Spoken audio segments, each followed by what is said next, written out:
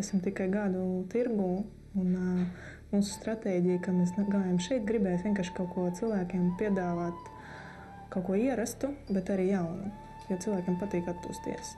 Un pēc komandējuma, kad bija Maskavā, pirmais, kas mums ļoti iepatikās, tur bija tās Sibīrijas spā piedāvājums. Tas bija ļoti tik brīnišķīgi, ka mēs atvedam viņu šeit. Un mums dabas spā izveidots atsevišķs kabinets, kura tur ir visa viņu tehnoloģiju programma. Tur sākās viss ar ciedra pirtiņu.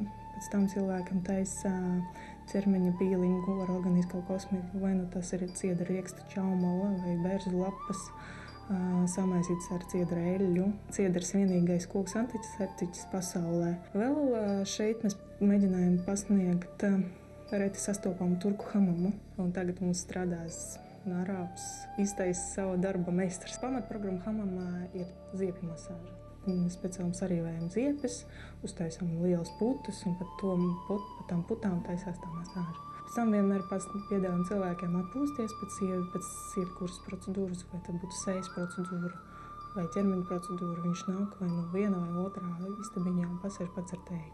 Tas man ļoti priecina, ka cilvēki, kas pie mums bija atnākuši, viņi nāk vēlreiz. Viņi slavē, viņiem patīk, viņi jūtās tā kā mājās. Nevajag baidīties no tā, ka drīkst dāvināt spā. Mēs vienmēr gatavojam pirms katram svētku dienām kaut kāds īpašs paketes. Cenas sakot no 20 līdz, protams, 100 latiem, atkarīgi cik stundas, ko viņš tieši vēlās. Tā dāvana būs tiešām parādīs jūsu rūpes par to cilvēku.